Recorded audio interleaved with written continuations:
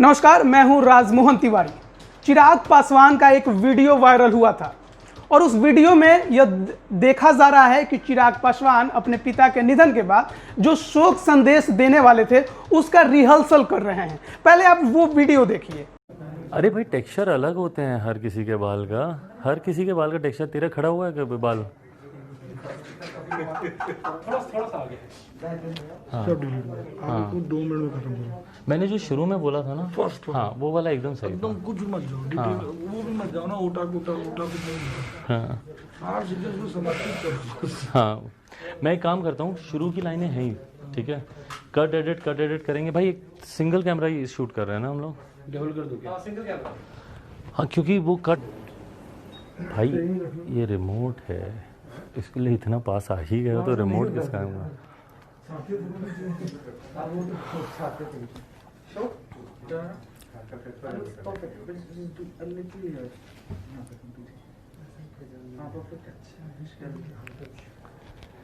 चले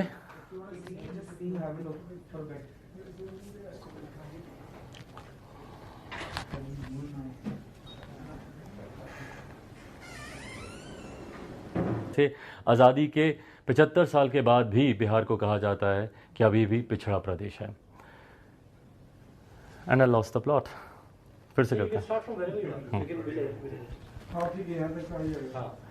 अच्छा, इसको भी एक बार शुरू से ही कर लेते हैं बिकॉज मुझे चिराग पासवान का यह वीडियो वायरल होने के बाद चिराग पासवान की पूरे बिहार में जमकर किरकिरी हो रही थी, जिसके बाद चिराग पासवान की पार्टी लोक जनशक्ति पार्टी ने रातों रात एक प्रेस विज्ञप्ति भी जारी की थी और इस वीडियो को पूरी तरह से गलत बताया था। उसके बाद हमने चिराग पासवान से भी उनका पक्ष जानने की कोशिश की और चिराग पासवान ने क्या कहा। चिराग पासवान ने कहा कि बिहारी फर्स्ट की बात करने की वजह से अब नीतीश कुमार उन पर व्यक्तिगत हमला करवा रहे हैं। सुनिए चिराग पासवान को। देखिए, आपने खुद ही बोल दिया कि साजिश की जा रही है, तो जब ये साजिश है ही तो अब इसके ऊपर अब मैं और क्या टिप्पणी करूं। हकीकत है कि जिस तरीके से जनता दल यूनाइटेड पूरी तरीके से बौखला चुकी है, जिस तरीके से माननीय नीतीश कुमार जी अपनी हार से ऑलरेडी हताश हो चुके हैं, ये तो बात वो मान ही चुके हैं ना कि हार तो रहे ही हैं। जिस तरीके से ओपिनियन पोल्स या सर्वे जो उनके इंटरनल हो रहे हैं उसमें ये बात स्पष्ट है कि मुख्यमंत्री हार रहे हैं। अब उसके बाद मेरे ऊपर व्यक्तिगत आरोप करें, जो बोलना है बोलें। देखिए, मैं अपने लक्ष्य से मैं भटकने वाला नहीं हूँ। मेरा लक्ष्य है बिहार को फर्स्ट बनाना। मेरा लक्ष्य है बिहार में सिर्फ विकास की बातें करना। ये लोग नैरेटिव बदलने की कोशिश कर रहे हैं। डेवलपमेंट की बात चल रही है, इनको पसंद नहीं आता कि भैया रोज़गार की बात क्यों हो रही है, पलायन की बात क्यों हो रही है। तो ये लोग नैरेटिव को बदलने का प्रयास कर रहे हैं कि भैया चिराग के ऊपर। अब मुझे क्या इस बात का भी प्रमाण देने की ज़रूरत है कि मेरे पिता के जाने से मुझे कितना दुख है? नहीं है। ये मुझे नीतीश कुमार जी को बताने की ज़रूरत पड़ेगी। बट बहरहाल नीतीश कुमार जी जान रहे हैं कि जिस तरीके से मुंगेर में इतनी शर्मनाक घटना घटी, जिस तरीके से वहाँ पर श्रद्धालुओं के ऊपर जिस तरीके से लाठियाँ चलाई गई, बर्बरता से पीटा गया, गोलियाँ तक चलाई गई, ये तो जनरल डायर की भूमिका में आ गया ना नीतीश कुमार जी। जिस तरीके से जनरल डायर ने वहाँ पर जलियांवाला बाग में जिस तरीके से निर्दोषों के ऊपर उन्होंने गोलियाँ चलाई थी, उन्हें मौत के घाट उतारा था, एग्जैक्टली वही सिचुएशन इन्होंने मुंगेर में क्रिएट कर दिया। जिस तरीके, भाई किसको नहीं पता श्रद्धालु उस दिन जाएंगे मूर्ति विसर्जन के लिए?